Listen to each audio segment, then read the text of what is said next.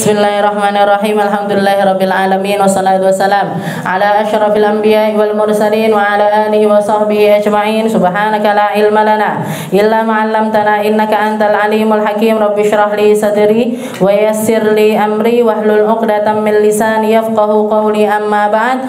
Alhamdulillah ala nikmatil Islam, alhamdulillah ala nikmatil iman, wa kafa biha min ni'mah. Alhamdulillah, segala puji bagi Allah Subhanahu wa taala. Hari ini kita dikasih kesempatan untuk melakukan sebuah perkara-perkara yang paling kuat di dalam jalbul yakin, di dalam mencari keyakinan kita kepada Allah Subhanahu wa taala, ataupun keyakinan kita tentang terutusnya Nabi kita Nabi Muhammad sallallahu alaihi wasallam. Tidak ada yang menandingi kuatnya Al-Quran, tidak ada yang menandingi kuatnya cahayanya Al-Quran, gak ada yang menandingi hebatnya hidayahnya Al-Quran di dalam memperjelas tentang perkara-perkara yang disampaikan oleh Nabi kita Nabi Muhammad sallallahu alaihi wasallam. Modal utamanya Nabi untuk menyelamatkan umat adalah Al-Quran. Modal utamanya Nabi untuk membawa umat menuju ke dalam keselamatan adalah Al-Quran. Jadi yang sedang kita lakukan di sini adalah mencari yakin, mencari keyakinan, menambah keyakinan, mempertebal keyakinan. Sesuatu yang mungkin tidak bisa kita rasakan, sesuatu yang tidak kasat mata, sesuatu yang tidak terasa dengan panca indera kita, kita belum ngerti.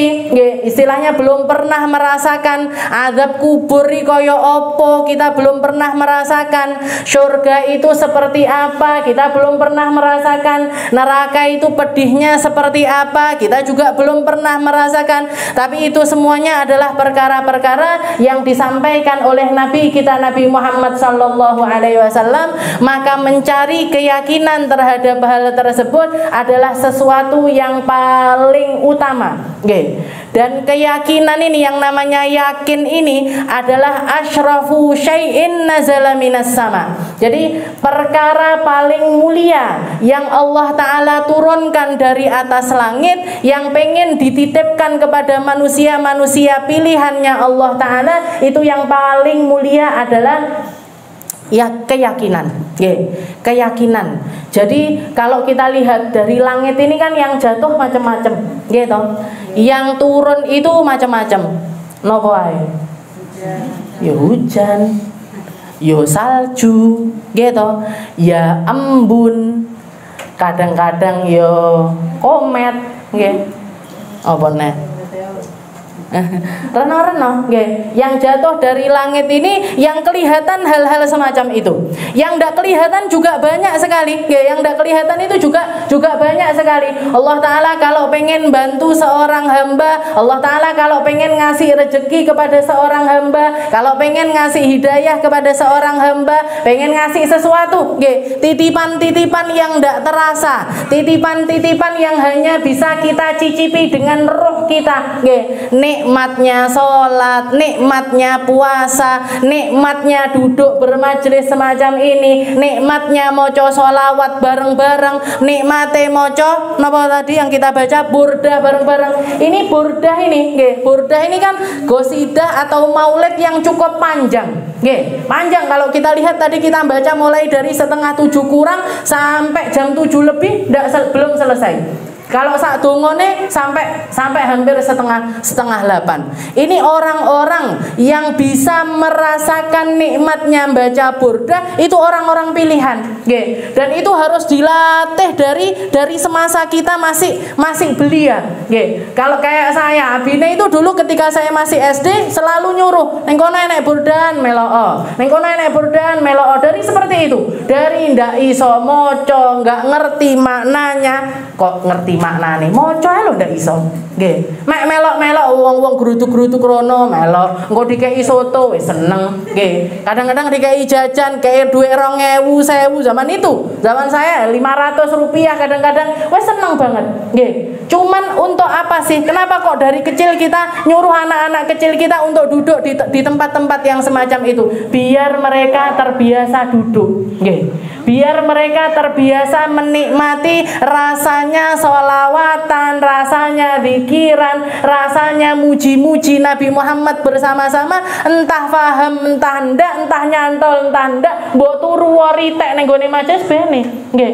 Ndak apa-apa, itu dari kecil. Nggih. Setelah itu mondok SMP ternyata di Dalwa juga baca burda. Nyampe ke Hadramut ternyata di Hadramut juga baca burda. Dibawa sampai sekarang.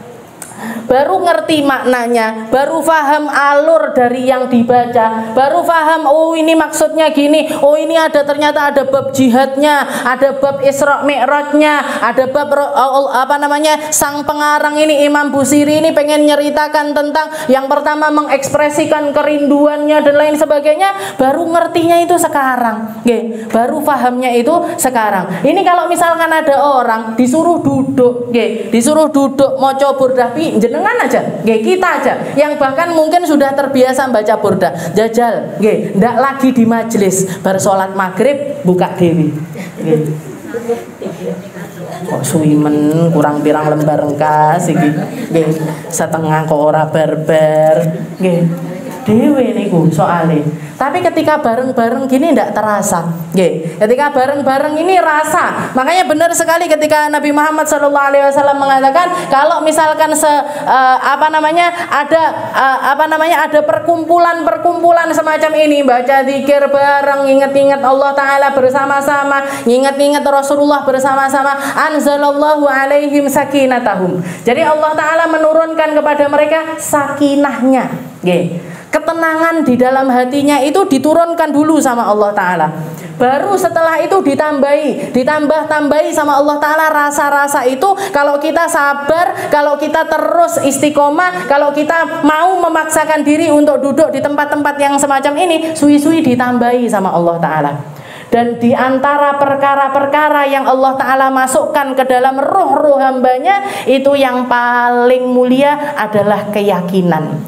Yakinnya kita tentang hari akhirat, yakinnya kita tentang azab kubur, yakinnya kita tentang kenabiannya Nabi Muhammad Sallallahu Alaihi Wasallam. Itu kalau orang percaya dengan kepercayaan yang luar biasa, itu tandanya Allah Ta'ala sayang, cinta luar biasa kepada hamba tersebut.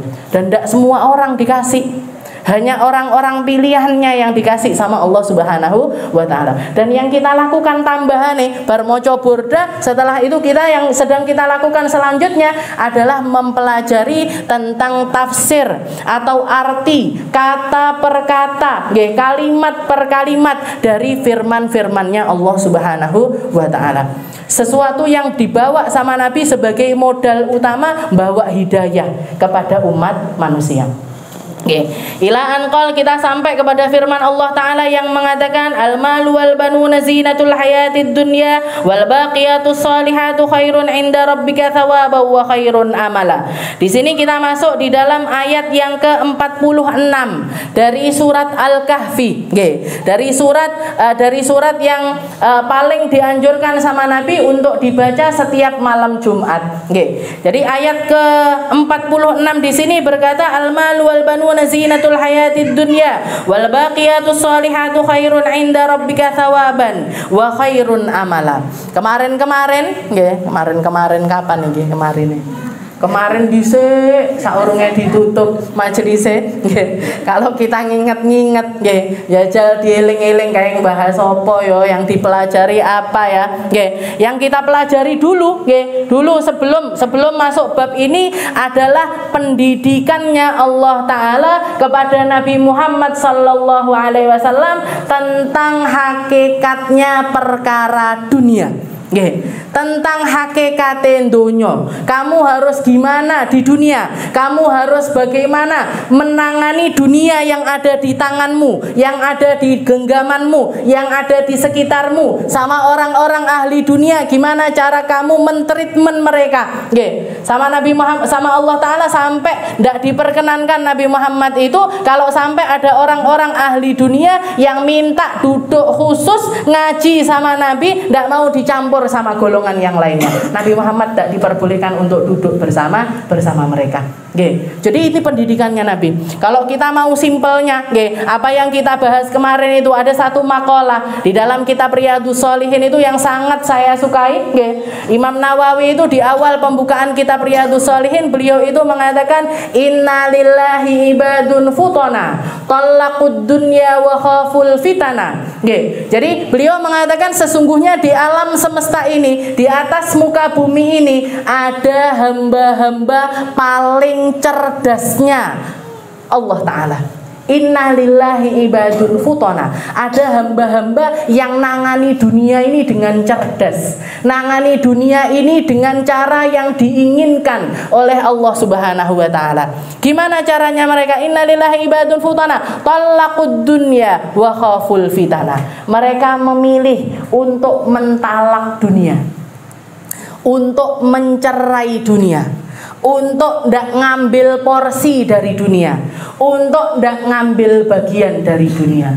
Iso apa ndak kira-kira?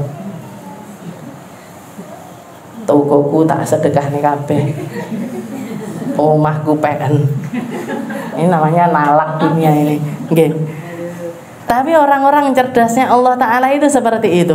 Nabi Muhammad SAW ketika ditawarkan, ada sekelompok orang yang minta bukti kenabiannya beliau. Mereka mengatakan, wahai Muhammad, jadikan gunung-gunung yang ada di sekitaran Mekah ini gantian dari emas. Kalau kamu mampu melakukannya, kami akan beriman kepadamu. Itu katanya mereka. Maka Nabi Muhammad bilang kepada malaikat Jibril, ya Jibril, ini sebagian orang-orang kafir ini mereka pengen, mereka berjanji kalau misalkan ngelihat gunung-gunungnya Mekah ini berubah jadi emas, maka mereka akan beriman kepada Allah Subhanahu wa Ta'ala. Enake piye ini? Maka disampaikan oleh malaikat Jibril kepada Allah Ta'ala. Maka Allah Ta'ala mengatakan, wahai Muhammad, bukankah yang semacam itu sudah berulang kali mereka janjikan? Mereka minta kepadamu, Muhammad, ini bulan paronen dadi loro, diparo sama Nabi. Diparo, yang satu ke kanan, yang satu ke kiri, saling memisahkan diri. Dan itu tidak disaksikan cuman orang penduduk Mekah saja, tapi semua orang yang ada di dunia waktu itu akan bisa menyaksikan tentang perkara terbelahnya bulan. Iman apa ndak mereka? Mboten. Yo panggah ndak iman, yo panggah ndak mau berislam, ya tetap ndak mau percaya kepada Nabi Muhammad sallallahu alaihi wasallam. Wahai Muhammad, kamu akan istilahnya kalau misalkan mereka minta semacam itu, dan aku maha mampu untuk merubah semua gunung ini untuk menjadi emas, tapi perjanjiannya kalau misalkan mereka ndak beriman kepadamu, akan aku rubah wajah-wajah mereka menjadi kera dan juga khinzir pada saat itu juga. Tak azab sekarang juga. Akan aku turunkan murkaku sekarang juga. Piye, mau apa ndak seperti itu? Maka sama Nabi Muhammad, saking rahmatnya Nabi, saking rahmatnya Rasulullah Sallallahu Alaihi Wasallam, ya Allah, kalau misalkan itu yang terjadi, kalau misalkan ini sudah kadung dirubah jadi emas, tiba-tiba mereka ingkar janji, ndak mau beriman kepada Allah Taala, mendingan ndak usah diganti jadi emas. Kenapa wahai Muhammad? Saya masih kepingin, saya masih berharap mereka kalau ndak berislam sekarang, yo berislam besok. Kalau mereka tidak berislam tahun ini, barangkali mereka berislam tahun depan. Kalau mereka tidak berislam tahun depan, mungkin 5 tahun lagi, mungkin 7 tahun lagi, mungkin 10 tahun lagi. Kalau mereka diazab sekarang juga, entek ceritane, mati mlebu neraka. Jadi habis ceritanya kayak umat-umatnya para nabi-nabi yang dapat azab dari Allah Ta'ala, entek ceritanya. Nggih, mereka ndak selamat, mereka bakalan diadab, mereka akan dipermalukan oleh Allah Ta'ala, dan mereka akan dihinakan di alam akhirat nanti. Nabi Muhammad tak pengen semacam itu. Nggih. Dipikiri, yang dipikiri umatnya, bukan tentang dirinya lagi. Segampang itu.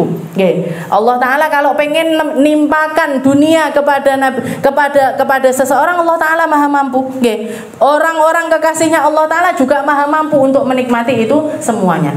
Okay. Tapi orang-orang yang paling cerdas, mereka memilih untuk tolakut dunia. Tapi mentalak dunia ini bisa secara dohir, bisa secara batin. Yang dilakukan sama Nabi Muhammad ditalak dohir dan batin. Dari dalam hatinya lepas rasa cinta kepada dunia, di kehidupan nyatanya pun beliau nggak ngambil porsi sama sekali dari dunia. Sampai diingatkan sama Allah Ta'ala. Allah Ta'ala mengatakan, ya Muhammad, wala tansa nasibaka minad dunya. Wahai Muhammad, awakmu isik neng dunya. Kamu ini masih di dunia, nikmati apa yang mampu kamu nikmati dari dunia. Ini ketemu orang-orang kayak kita, oh berarti oleh lambenan akeh, sing duwe koleksine sing akeh, omahe sing gedhe sing apik, berarti ndak apa-apa. Kita orang-orang yang dunia itu ndak pernah terlepas dari hati kita, ndak pernah terlepas dari pikiran kita, ndak cocok kalau ngambil ayat ini sebagai pedoman hidup. Wala tansa nasibaka minad dunya. Jangan lupa dengan porsi duniamu. Dunia yang kita ambil sudah terlalu banyak, dunia yang kita nikmati sudah terlalu banyak. Talaqud dunya wa khaful fitana, nadharu fiha falamma alimu annaha laysat lil hayyi watana. Mereka melihat perkara-perkara dunia. Jadi orang ahli dunia itu diperhatekne sama para ulama. Oh wong sugih kuwi nasibe ngono kuwi.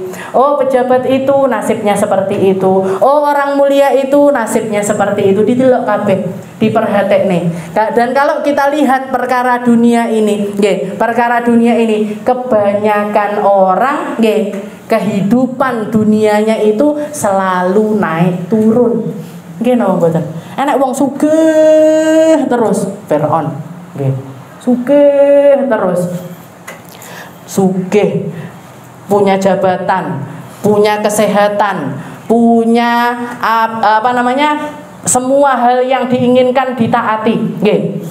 Ini Fir'aun.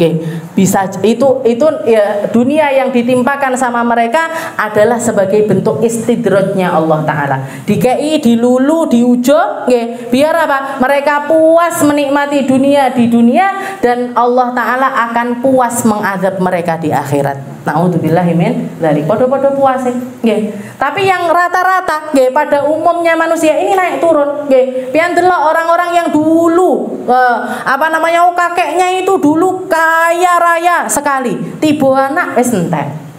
Urung mara putu lho neng anake wis entek. Ada juga yang orang tuanya orang ndak punya sekali, ternyata jadi kaya raya. Dan kebanyakan orang memang seperti itu. Naik, sukses, engko angel neh. Sukses neh, angel neh. Sukses. Ada yang di awalnya dikasih banyak sama Allah Ta'ala, di akhirnya diambil. Ndak ada porsi di akhir. Ada juga yang awalnya ndak punya apa-apa, tapi di akhir dikasih enak sama Allah Ta'ala. Reno-reno. Uripe manusia ini bermacam-macam. Makanya para ulama melihat nadharu fiha falamma alimu, dilihat perkara dunia ini, dilihat, diperhatikan. Setelah itu yang mereka dapatkan kesimpulannya apa? Nadharu fiha falamma alimu annaha laysat lil hayyi watana. Intinya sama, orang kaya, orang miskin, hal yang mereka miliki sekarang sama-sama jadi ujian bagi mereka. Sing kere diuji dengan kekereannya. Kok sadis men gitu. Orang miskin diuji dengan kemiskinannya. Caranya biar sukses keluar dari ujian ini gimana? Sabar. Sabar ketika dalam keadaan yang semacam itu. Orang kaya apa bukan ujian harta itu? Ujian luar biasa. Orang kaya ini adalah sebuah ujian. Ujiannya apa? Ujiannya untuk orang kaya, harta ini apa? Dipakai untuk perkara-perkara yang diridhoi sama Allah Ta'ala apa tidak? Orang kaya dermawan memang harusnya seperti itu. Nggih. Kok istilahnya ada orang kaya ndak mau dermawan, berarti dia ndak lulus ujian tentang kekayaannya itu tadi. Nggih. Jadi kabeh sebenarnya sama. Orang kaya, orang miskin, orang sehat, orang sakit. Nggih. Orang sehat, orang semuanya adalah bentuk ujiannya Allah Ta'ala. Sopo sing iso lulus, siapa yang bisa menjalaninya dengan cara yang terbaik, dengan cara yang paling diridhoi oleh Allah Ta'ala. Nggih. Semua tempatnya sama di dalam surga. Sedangkan mereka-mereka yang tidak lulus ujian, ya kudu nikmati untuk diazab dulu sama Allah Ta'ala di dalam neraka. Nggih, nadharu fiha falamma alimu annaha laysat lil hayyi watana. Dan yang jelas sama keadaannya. Apa itu? Semua manusia tidak ada yang abadi hidup di dunia. Kabeh mati. Bahkan manusia-manusia yang paling dicintai sama Allah Ta'ala pun meninggal dunia. Nabi Muhammad yo meninggal. Nabi Isa nanti juga bakalan meninggal. Nabi Allah Nuh juga meninggal. Semuanya semuanya meninggal. Annaha laysat lil hayyi watana. Akhirnya apa yang mereka? Ja'aluha lujjatan. Dunia ini dipakai mereka ibaratkan cuman seperti ombak yang nyampaikan mereka ke surganya Allah Subhanahu wa Ta'ala. Ya Allah, yang saya miliki sekarang, entah itu harta, entah itu pikiran, entah itu ilmu, entah itu jabatan, entah itu apapun yang saya miliki, semuanya ya Allah saya pakai sebagai modal untuk kembali kepada Engkau dalam keadaan yang sebaik-baiknya. Cuman itu tok asine hakikatnya dunia. Mek ngono tok klutik, nggih. Dia omongne klutik-klutik, nggih. Urip-urip cilik, gede, SD, SMP, SMA, kuliah. Sing kuliah yo mati, sing ora kuliah yo mati. Nggih. Sing TK yo mati, sing ora TK yo mati. Sing sugih yo mati, sing ora sugih yo mati. Kabeh mati. Semuanya meninggal dunia. Nah, sekarang kalau misalkan kita mau nimbang-nimbang, nggih, mau kita umur yang cuman sedikit yang sementara ini, nggih, yang sementara ini kita korbankan, kita maunya enak-enak, kita maunya nuruti hawa nafsu kita maunya ngikuti opo sing tak miliki, nggih, semuanya saya turuti, mengorbankan akhirat kita yang selama-lamanya kekal abadi, nggih, kekal abadi di tempat tersebut untuk menikmati kenikmatan surga. Salat mek sedilut, nggih. Poso mek sedilut. Zakat cuman sedilut, nggih. Semuanya yang jadi perintah-perintah Allah Ta'ala untuk menjadikan kita hamba-hamba mulia, ini cuman perlu kita lakukan dalam waktu yang sangat singkat, yang sangat sebentar, dan sebentarnya ini akan menjadi penentu keadaan kita di akhirat nanti. Nggih. Jadi ojo istilahnya baik atau tidak baiknya kita terserah kita. Fa'alhamaha fujuraha wa taqwaha. Allah Ta'ala mengatakan yang namanya manusia, yang namanya jin itu makhluk-makhluk yang kami kasih terserah mereka. Mau mereka takwa silahkan, mau mereka tidak takwa juga silahkan. Mau mereka taat silahkan, mau mereka tidak taat juga silahkan. Nanti pertanggungjawabannya di hadapan Allah Subhanahu wa Ta'ala. Nah, di sini dikatakan al-malu wal banuna zinatul hayatid dunya. Ketahuilah wahai umat manusia, sungguh harta dan anak-anak itu hanyalah perhiasan-perhiasan dunia. Perhiasan. Wal baqiyatus sholihatu khairun 'inda rabbika wa khairun amala. Dan yang kekal, istilahnya yang akan membuat kamu indah di alam akhirat adalah perkara-perkara al baqiyatus sholihat. Perkara-perkara yang akan bisa masuk, yang akan bisa nyampe sampai ke alam akhirat, dan perkara itu adalah perkara-perkara yang soleh. Amal soleh mutlak sing bakalan langgeng sampai di akhirat. Wal baqiyatus sholihatu khairun 'inda rabbika wa khairun amala. Al baqiyatus sholihat itu adalah sebaik-baiknya perkara dan sebaik-baiknya sesuatu yang ada di sisi Allah Subhanahu wa Ta'ala. Ada seorang ulama yang ditanya apa yang dimaksud dengan al-baqiyatus sholihat itu. Nggih, apa yang dimaksud dengan al-baqiyatus sholihat? Maka beliau mengatakan kullu amalin sholih, semua amal baik yuridu bihi wajhallah, yang menginginkan yang dia melakukan hal tersebut semata-mata karena menginginkan sesuatu dari Allah Subhanahu wa taala. Gampangnya nopo, wong-wong sing ikhlas, nggih. Yang namanya al-baqiyatus sholihat, yang bakalan tersisa, amal soleh yang bakalan tersisa, yang akan bisa kita dapati sampai ke alam akhirat adalah setiap amal soleh yang kita lakukan dengan ikhlas. Kamu ngomong kenapa? Karena Allah. Kamu ceramah karena apa? Karena Allah. Kamu ngajar karena apa? Karena Allah. Kamu berangkat ke sana karena apa? Karena Allah. Kamu kerja karena apa? Karena Allah. Kamu nutup aurat karena apa? Karena Allah. Kamu ngopeni taat sama suami karena apa? Karena Allah. Kamu didik anak-anakmu dengan benar karena apa? Karena Allah. Yang ndak karena Allah ndak akan tersisa di akhirat. Yang ndak menginginkan sesuatu yang datangnya dari Allah Ta'ala ndak akan dilanggengkan sama Allah Ta'ala. Khairun amala. Makanya kalau kita lihat semua manusia, semua makhluk terutama yang namanya manusia, semuanya itu punya amal pakai hamzah. Apa itu amal? Amal itu angen-angen, gitu. Jenengan bendino ngangen-ngangen apa ndak? Bangun tidur, bariki wayahe sekolah, sing sekolah, gitu. Enek PR, enek ini, nanti tugas ini, nanti tugas itu. Ada rencana-rencana kita yang akan kita lakukan dalam sehari. Ada rencana-rencana yang ingin kita lakukan dalam seminggu. Ada rencana-rencana yang ingin kita lakukan dalam sebulan. Ada rencana-rencana yang ingin kita lakukan setahun ke depan, 2 tahun ke depan, 4 tahun ke depan. Punya planning apa enggak? Punya. Semua orang, yang emak-emak, yang ibu-ibu yang sudah punya anak, bariki anakku TK, nggih. Bar TK engko SD, bar SD engko SMP, engko golek duwike bayar SPP-ne duit kok kene. Gitu. Mikir, semua orang mikir. Mau orang muslim, mau orang non muslim, semuanya berpikir. Bahkan sesuatu yang yang paling simpel sekalipun kita ngangen-ngangen. Tangi turu, bariki sarapan opo yo? Sego pecel apa soto nenek Relmi. Punya angan-angan seperti itu. Semua punya angan-angan. Makanya kalau kita lihat, orang-orang yang paling cerdas ini apa? Yang dikatakan ini tadi, khairun amala, yang amalnya baik pakai ain, yang ibadahnya baik dan angan-angannya juga baik. Setiap ngangen-ngangen, setiap angen-angennya itu semuanya sifatnya positif, semua sifatnya baik, dan semuanya sifatnya nyari ridhonya Allah Subhanahu wa Ta'ala.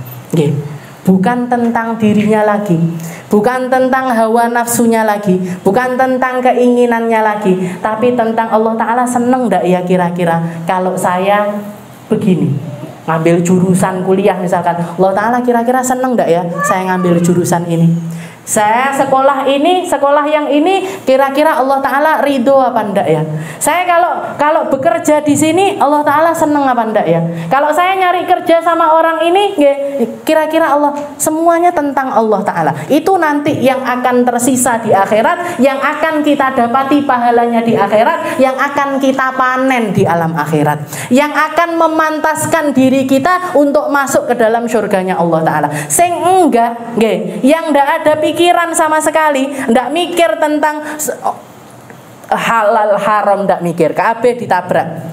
Sing penting warep, sing penting duit akeh, sing penting omahe apik, sing penting tentang dirinya, maka itu nanti semuanya ndak akan dia dapati di alam akhiratnya Allah Subhanahu wa Ta'ala.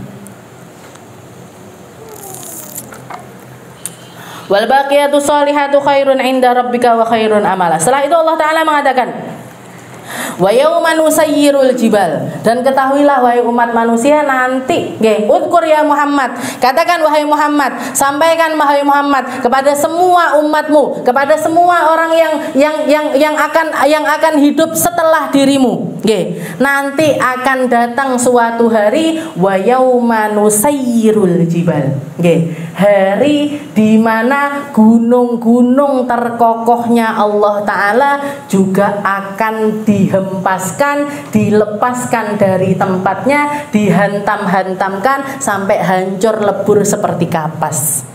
Wa yauma nusayyirul jibal. Nggih. Kalau kita lihat di sini Allah Ta'ala yang dicanda atau yang diambil permisalannya adalah gunung. Nggih. Gunung ini secara kasat mata, nggih, kalau dilihat secara kasat mata kan seakan-akan seperti makhluknya Allah Ta'ala yang paling kekar. Nggih toh? Laut nang ngisore, lembah nang ngisore, menungso nang ngisore. Nggih toh? Adewe lek ndelok gunung ngene apa ngene? Ngene. Nggih. Ndangak kita kalau melihat gunung. Kalau mau naik ke atas gunung pun juga harus usahanya juga luar biasa sulitnya. Oke. Dan diceritakan bahwasanya ketika Allah Subhanahu wa taala menciptakan dunia, ketika Allah Taala menciptakan dunia, awalnya itu ndak ada gunung sama sekali di bumi ini. Yang terjadi apa? Yang terjadi buminya ini kocak. Jadi ndak iso wungkul, nggak bisa wungkul, tapi kocak. Akhirnya sama Allah Ta'ala dipasangi gunung-gunung di setiap sisi-sisi dunia, baru kemudian anteng. Jadi kalau misalkan kita lihat bumi ini si gunung ini adalah pakunya, pakunya dunia. Ketika pakunya lepas, dunia bakalan kocak lagi. Dunianya akan hancur kembali ketika gunung itu dilepaskan sama Allah Subhanahu wa Ta'ala. Jadi bisa dikatakan gunung ini salah satu jundillah, salah satu dari tentaranya Allah Ta'ala yang paling hebat. Tentaranya Allah Ta'ala yang paling hebat. Siapa yang bisa ngalahkan? Yang bisa ngalahkan lek wis gunungnya nyembur, siapa yang berani mendekat ke gunung? Siapa yang berani untuk naik? Meledos. Ayo budal munggah. Jenenge bunuh diri. Gitu. Nggak ada orang yang bakalan berani melakukan hal yang semacam itu. Makanya Sayyidina Ali bin Abi Thalib, Allah Ta'ala juga mengatakan wala ya'lamu junuda rabbika illahu. Yang paling ngerti dengan tentara-tentaranya Allah Ta'ala ini ya cuman Allah Ta'ala saja. Ketika Sayyidina Ali bin Abi Thalib ditanya, jadi para sahabat itu waktu duduk-duduk bareng-bareng ngobrol-ngobrol, mereka saling ngobrol, nanya, ngobrolkan tentang tentaranya Allah. Salah satu di antara mereka mengatakan, lek didelok-delok makhluknya Allah Ta'ala ini yang paling kuat itu gunung. Satu lagi mengatakan, enggak, koyoke bukan gunung deh, besi. Satu lagi ngomong ini, rena-rena, manusia juga hebat, angin juga hebat, air juga hebat, dan lain sebagainya. Akhirnya ketika mereka ngobrol seperti itu, Sayyidina Ali bin Abi Thalib datang. Sayyidina Ali datang lewat, ditanya sama mereka, wahai Imam Ali, waktu itu beliau juga menjabat sebagai seorang khalifah, wahai Imam Ali, ma aqwa junudillah. Wahai Imam Ali, tentaranya Allah Ta'ala yang paling kuat itu apa? Maka beliau mengatakan ada 9. Tentaranya Allah Ta'ala yang paling kuat di alam semesta ini ada 9. Dan yang pasti duduk corona. Yang paling kuat tentaranya Allah Ta'ala, tapi duduk yang paling kuat itu. Katanya Imam Ali ada 9. Apa itu wahai Imam Ali? Katanya beliau, yang pertama adalah gunung. Gunung ini adalah tentaranya Allah Ta'ala yang paling kuat. Tapi kalau dilihat-lihat gunung itu manusia bahkan mampu menebasnya, mampu merenovasinya dengan besi-besi mereka. Niku JLS niku gunung diparo, bayangkan. Ilek duduk menungso ya ndak iso. Dan kalau ndak pakai peralatan yang terbuat dari besi juga ndak akan mampu. Makanya beliau mengatakan al-hadid, besi mengalahkan kekuatannya gunung. Berarti besi lebih kuat daripada gunung. Tapi kalau diperiksa lagi, wal hadid yudhibuhun nar. Si besi ini kalau kita masukkan ke api, dia juga bakalan meleleh. Berarti api lebih kuat dibandingkan besi. Wal ma yudfi'uhun nar, dan air mampu memadamkan api. Berarti air lebih kuat daripada api. Nggih, air lebih kuat daripada api. Wal ma yahmiluhus sahab. Nggih, sedangkan air, awan-awan ini mampu ngangkat air ke atas, nimbun air di atas awan. Berarti apa? Awan lebih kuat daripada air. Wasahab yudhibuhur rih. Sedangkan si awan ini tadi mampu diombang-ambingkan sama angin. Berarti angin lebih kuat daripada sahab, daripada awan. Setelah itu ditambahi lagi sama beliau, sedangkan angin, manusia ini paling pinter di dalam mengelola angin. Ruangan sak gini dikei kipas ben banter. Nggih. Lek ndak melek enek angin dipateni. Nggih. Nggih toh? Kalau misalkan kita pengen jemur-jemur, nggih jenengan punya rambutnya lagi basah, nggih, diangin-anginkan garing, nggih. Jadi berarti apa? Manusia itu paling pinter di dalam mengendalikan angin. Nggih, itu avatar tapi. Nggih. Jadi manusia mampu mengendalikan angin. Berarti apa? Manusia lebih kuat daripada angin. Wal insan, sedangkan manusia, waktu paling lemahnya manusia adalah ketika mereka tidur. Berarti tidur mengalahkan manusia. Tidur mengalahkan manusia. Tidur ini juga dikalahkan oleh satu, ini yang terakhir, satu tentaranya Allah Ta'ala yang paling kuat. Apa itu? Ham itu napa? Sumpek. Wong lek wis sumpek ora iso turu. Wong lek akeh pikiran ora iso turu. Nggih. Orang banyak pikiran ndak bisa tidur. Nggih. Orang pikirannya ruwet, angel turune. Nggih. Angel turune berarti apa? Tentaranya Allah Ta'ala yang paling kuat dan yang paling gampang untuk mengendalikan seluruh alam semesta ini adalah kesumpekan yang ada pada diri orang tersebut. Okay. Makanya Allah Ta'ala ketika mengatakan, dan solusinya kalau kita mau menang dari yang namanya kesumpekan ini apa? Okay. Caranya kalau kita mau menang, mau bisa nangani kesumpekan dengan cara yang benar, solusinya cuma satu, yaitu hidayah Islam. Wes, kalau orang sudah berislam, orang sudah merasakan nikmatnya Islam, sudah merasakan nikmatnya iman, tidak akan ada perkara yang mampu mengalahkan orang tersebut. Makanya Allah Ta'ala mengatakan mayyahdillahu yashrah sadrahu lil Islam. Orang-orang yang Allah Ta'ala ingin masukkan hidayah ke dalam diri orang tersebut, Allah Ta'ala akan lapangkan hatinya untuk menerima yang namanya Islam. Yang namanya, karena Islam ngobati setiap kesumpekan. Wong ndak duwe duit, lek ndelok morong isor enek sing luwih ora duwe duit, alhamdulillah aku sing duwe duit. Orang yang orang yang sakit ngelihat orang yang lebih sakit lagi, alhamdulillah loroku tiba ora enek apa-apane timbangane iki. Ini ajaran-ajarannya Nabi Muhammad. Orang kalau ngerti, orang kalau paham, orang kalau terus belajar tentang perkara-perkara yang datangnya dari Nabi Muhammad SAW, dia ndak akan pernah terkalahkan dengan tentara-tentara macam apapun.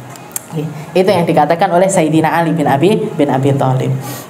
Sedangkan orang-orang yang enggak Islam, kalau jenengan diibaratkan di dalam Al-Qur'an, orang-orang yang enggak nerima Islam, ya ja'al sadrahu dayyiqan. Allah Ta'ala menjadikan hatinya ini sumpek, sempit, ka'annahu yas'adu fis sama. Sama rasanya seperti yang dirasakan orang-orang ketika naik ke atas langit. Zamannya Nabi Muhammad belum ada astronot, belum ngerti kalau ada yang namanya ruang hampa udara, tidak ngerti kalau di atas langit sana tidak ada yang namanya oksigen. Tapi Allah Ta'ala mengatakan, ya ja'ala sadrahu dayyiqan ka'annahu yas'adu fis sama. Hatinya akan sumpek sempit seperti keadaannya orang-orang yang naik ke atas langit. Piye rasanya para sahabat nggak ngerti. Sakitnya kayak apa, sesaknya seperti apa, rasanya seperti apa. Baru tahu orang-orang zaman sekarang ini. Oh tiba elek moron dhuwur kudu pakai bawa tabung oksigen. Kenapa? Karena di atas sana tidak ada oksigen. Karena di atas sana tidak ada oksigen. Wa yawma nusayyiru jibal fataral arda barizatan wa hasyarnahum falam nughadir minhum ahada. Wahai Muhammad, katakan kepada mereka, sampaikan kepada mereka, nanti akan ada hari di mana gunung-gunung dihancurkan sama Allah Taala. Wa taral arda barizah. Setelah itu Allah Taala akan menjadikan bumi ini terhampar luas, tidak akan ada apapun di atasnya, yang ada di dalam dinaikkan, yang ada di atas langit diruntuhkan sama Allah Taala.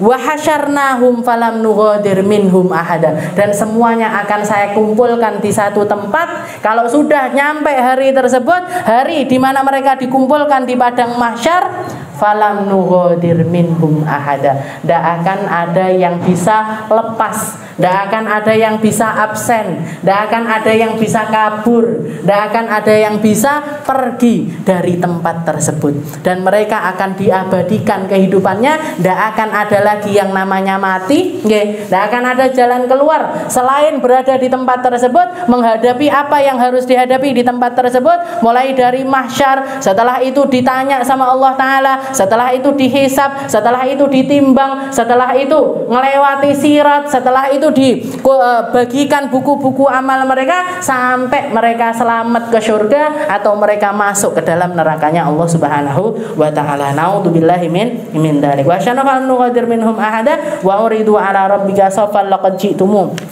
Wallahu a'lam bishawab. Insyaallah kita lanjutkan di pertemuan yang selanjutnya tentang surat Al-Kahfi.